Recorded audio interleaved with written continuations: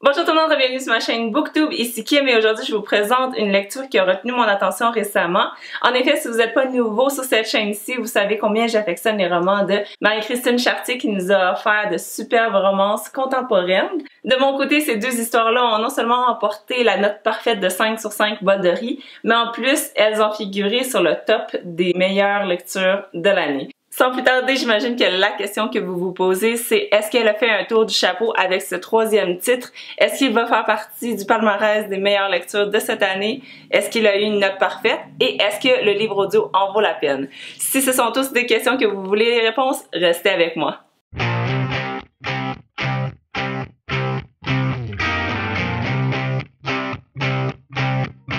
Alors, on va commencer avec le résumé du Sommeil des loutres qui est paru le 26 août dernier. Moi, personnellement, Marie-Christine Chartier, c'est devenu une auteure que j'achète les yeux fermés. Donc, c'est ce que j'ai fait avec celui-ci. J'ai même pas lu le résumé et je me suis plongée dedans directement. Juste une petite parenthèse, vous n'avez pas besoin d'avoir lu les deux livres précédents pour comprendre celui-là parce que ce sont des nouveaux personnages et un nouveau contexte complètement. Mais bon, pour les curieux qui voudraient avoir une petite idée de quoi ça parle, vous allez faire la rencontre de Jake, un acteur de 21 ans qui est perdu suite à un événement qui l'a plongé dans une profonde détresse. Et d'Émilie qui, à 18 ans, termine ses études au cégep, qui veut devenir médecin en entrant à l'université.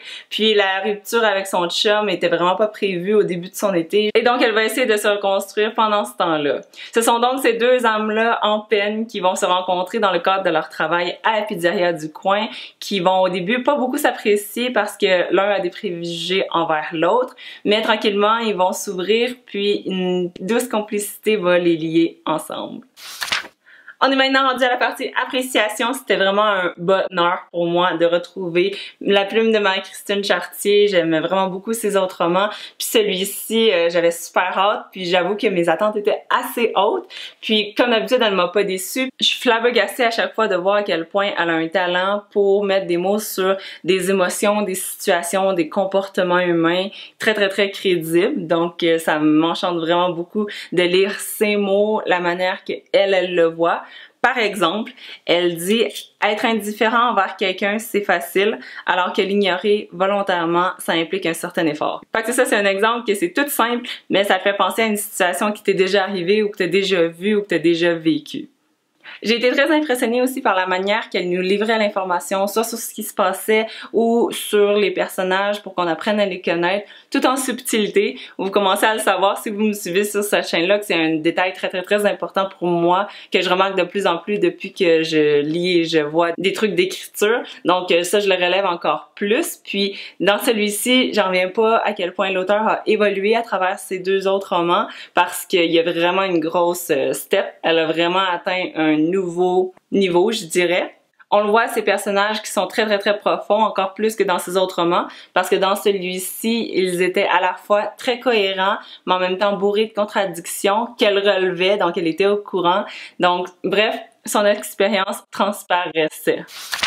On est rendu à la partie spoilers, donc si vous l'avez pas encore lu, vous pouvez quitter et revenir une fois que vous avez terminé votre lecture. Donc la première chose que j'avais à dire dans la partie pour les gens qui l'ont déjà lu, c'est à quel point ça m'a pas dérangé, j'étais surprise, à quel point ça m'a pas dérangé de les voir aussi souvent dans le début, milieu, chacun de leur côté. D'habitude dans une histoire, j'aime ça quand les personnages sont souvent ensemble puis il y a des coïncidences qui font en sorte qu'ils sont souvent en contact un envers l'autre, mais dans celui-ci, ils étaient très souvent chacun de leur côté avec leur vie. Puis je trouvais ça le fun parce que comment c'était fait, ça nous permettait de les découvrir puis apprendre à les connaître individuellement dans leur vie respective. Donc ça, j'ai trouvé ça très bien. Le deuxième élément que je voulais glisser un mot, c'est la chimie entre Jake et Émilie. À quel point je la trouvais naturelle, tout coulait très bien, tellement que l'auteur m'a convaincue avec ses mots, avec la manière qu'elle a construit ses personnages, qu'elle allait peut-être être amie, vu que au début, il était très axé sur le pourquoi ils devraient pas être ensemble, pourquoi ils devraient pas se rapprocher parce qu'ils sont tous les deux brisés, donc c'est mieux de se tenir loin. En ce moment, j'ai juste besoin d'un ami. Évidemment, tout le monde sait que c'est un mensonge puis que l'un fait ça pour protéger l'autre, mais elle l'a tellement fait naturellement puis c'était tellement crédible à mes yeux que j'y croyais. Je m'attendais presque à la fin ça, il allait rester amis. À ce sujet, il y avait une chose que je voulais dire aussi au niveau des romans de Casey West, j'en ai lu plusieurs. Elle aussi, elle écrit des romans d'amour pour jeunes adultes, mais en anglais. Puis elle en a publié aussi plusieurs.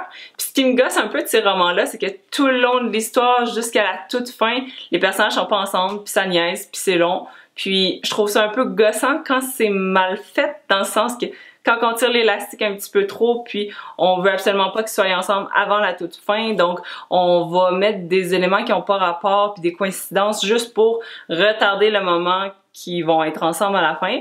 Fait que ça, je suis un petit peu agacée parfois. Dans certaines de ces histoires, par contre, pas toutes, mais c'est pas quelque chose qui m'a dérangée dans Le sommeil des loutres parce que effectivement, tout au long, ils sont pas vraiment ensemble, ils apprennent à se connaître, tout ça. Puis c'est pas avant une bonne partie qu'ils se finissent ensemble. Donc c'est pour ça que j'ai été très impressionnée parce que d'habitude, c'est un détail qui me gosse. Puis là, ça a tellement été bien fait, tellement été naturel, puis le rythme était bon, tout était crédible, fait que ça m'a pas dérangé. On est rendu à la partie où je vous parle de mon expérience avec le livre audio. Donc, c'était à la page 39 que j'étais en train de lire. J'ai lu cette phrase-ci. Il y a quelque chose dans l'attitude, dans le silence de Jake qui m'a touchée au fil des jours. Puis là, je me suis dit, oh my god, c'est tellement une phrase qui se dit bien à voix haute. Puis là, ça m'a fait cliquer que j'avais vu au début de l'été que les deux acteurs, Catherine Brunet et Antoine Pilon, ont enregistré leur voix pour la version audio. Puis ce que je trouve le fun de ces deux-là, c'est que c'est un couple dans la vraie vie. On les a connus notamment dans Le Chalet et dans Faux Départ. Donc deux séries dans lesquelles en plus ils jouent des amoureux.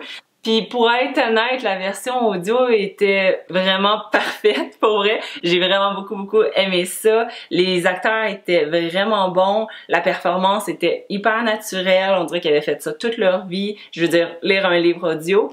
Parce que moi, j'en lis plein de livres audio dans une année. Puis les tons, les silences, quand c'est une description, quand c'est un dialogue, tout était parfait. Donc, je vous recommande l'expérience à 200%. Si vous êtes curieux un petit peu de voir qu'est-ce que ça donne, Catherine et Antoine qui jouent les personnages d'Emily et Jake, allez-y, allez à fond, essayez-le. Je trouve que ça a vraiment rehaussé mon expérience de lecture. Je me laissais porter par leur voix. Puis c'est là aussi que ça m'a fait réaliser à quel point les dialogues étaient très bien écrits parce qu'ils étaient naturels quand on les disait à voix haute. Donc, vraiment satisfaite. C'est le deuxième livre audio que j'écoute avec Urtubise. Puis j'ai vraiment pas été déçue. Sérieux, faites-en plus, c'est super bon! On est maintenant rendu à la partie de la note, donc le moment où vous allez voir si ce livre-là a performé autant que ces deux précédents. Donc, premièrement, j'accorde un bol de riz pour les personnages parce que je les ai trouvés vraiment bons. Je pense même que c'était mes préférés des trois histoires. Mais bon, je dis ça à chaque fois, donc... Mais pour vrai, je les ai trouvés encore plus creusés que d'habitude, puis il y avait plein de détails qui étaient très bien amenés, tout en subtilité, donc j'ai vraiment adoré ce point-là. Un deuxième bol de riz pour le rythme parce que tu tombes dedans directement, ça va super bien. Il y a pas de longueur, il y a pas de moment que t'arrêtes, il y a pas de moment que c'est plate, il y a pas de moment que tu t'ennuies. Pour vous donner une idée, dans la version audio, ça prend 5 heures d'écoute, donc c'est très rapide, c'est du bonbon. Un troisième bol de riz, étrangement, pour les loutres. J'aime vraiment cet animal-là, c'est mon préféré en fait, et c'est ma couverture préférée des trois. Puis moi, je connaissais déjà la signification de pourquoi ils se donnent la main, parce que j'avais lu sur le sujet. Puis même si j'avais une assez bonne idée de qu'est-ce que ça voulait dire le titre, parce qu'elle le dévoile toujours vers la fin, ben j'étais super contente quand même au moment où elle l'a révélé, parce que c'était, encore une fois, super cute, super doux. Je donne à Marie-Christine Chartier un quatrième bol de riz parce que j'ai aimé que l'auteur prenne une avenue différente, qu'elle emprunte un autre chemin pour nous présenter ses personnages. Puis je trouve ça important de se renouveler, surtout quand on est un peu dans le même genre. Elle aurait pu rester dans des pantoufles confortables puis nous livrer quelque chose de semblable à ses autres histoires. Mais non, elle nous a livré quelque chose de différent. Et pour ce défi-là, je trouve qu'elle l'a relevé haut la main. Et finalement, je donne au sommeil des loutres un cinquième bol de riz parce que c'était tellement profond, mais tout en délicatesse, avec des thèmes un petit peu plus sombres, mais très accessibles. Alors félicitations, un bol d'or. Alors en conclusion, je trouve ça assez drôle que je pensais manquer de choses à dire pour faire une critique complète, mais non, je l'ai tellement aimé, donc je vous le recommande à 200%, autant la version papier que la version audio. Je vais vous laisser tous les liens dans la barre de description. Puis si vous avez envie d'avoir une histoire toute mignonne, mais en même temps qui va vous faire réfléchir, je vous conseille vraiment les romans de Marie-Christine Chartier, publiés chez les éditions Urtubise. Alors sur ce, n'hésitez pas à vous abonner pour plus de critiques du genre et liker cette vidéo aussi si elle vous a plu. On se retrouve dans une prochaine vidéo. Bye!